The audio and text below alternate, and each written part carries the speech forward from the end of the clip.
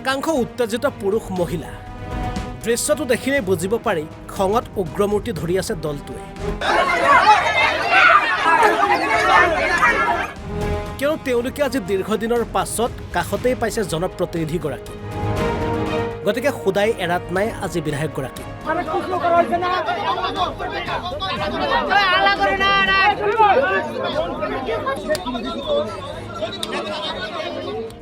আচলতে গোলকগঞ্জৰ কংগ্ৰেছৰ বিধায়ক আব্দুছ চুৱাহান আলী চৰকাৰ গৈছিল এটা আধাৰশিলা স্থাপনৰ বাবে ভাঙাদুলি গাঁৱৰ কবস্থানৰ বাউণ্ডেৰী ৱালৰ আধাৰশিলাৰ বাবে গৈছিল কংগ্ৰেছৰ বিধায়কগৰাকী পাছত দীৰ্ঘদিনৰ পৰা ৰাজ্য চৰকাৰৰ অৰুণোদয় আঁচনিৰ পৰা বঞ্চিত অঞ্চলটোৰ একাংশ দৰিদ্ৰ সংখ্যালঘু জনতা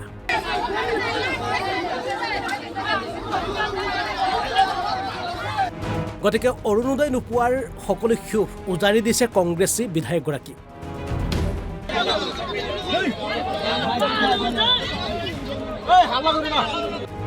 শেষত ৰাইজৰ ৰণচণ্ডী মূৰ্তি দেখি সেই স্থান এৰি পলায়ন কৰিবলৈ বাধ্য হয় বিধায়ক আব্দুছ চুৱাহান আলী চৰকাৰ এডি আছিল যে মিটিং করবার যে তোমার কবরস্থানের জন্য কবরস্থানে মিটিং করে আসছিল পরতে যে একটা ভাষা হয় কিছু অরুণোদয় সব ধনী মানুষ এগুলো পায় গরিব মানুষ তো একটা পায় না এগুলো নিয়ে যে ওর বীজ সহকারে হাল্লা করে উঠলে এমএলএ স্যার চলে গেল আপনি এমএলএ স্যার আসার পরে মহিলা কোটা তার মানে অরুণোদয়ের ফরমের কথা নিয়ে হাল্লা বাজে গেল যে অরুণোদয় আমরা পাইলাম না তোমার দিলেন কোটি কয় পাইছং 50টা বলে পাইছে 50টা পাইছে তো এরান পাবলিকে কইছে যার ট্রাক্টর আছে 4 চাকা আছে তাই অরুণোদয় পাওয়া গরিব মানুষ পায় না এইটুক নিয়ে কেসাল বাজি গেল তারপরে আমরা কি করি আমরা করো গরু খাতা দিল রাইছে পলে গেল আচ্ছা ওই আপনি আসছিল কেন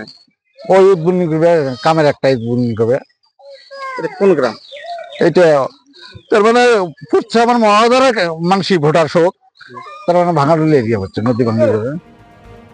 ধুবুৰীৰ পৰা মহিবুল হক আলমৰ ৰিপৰ্ট অসম লাইভ 24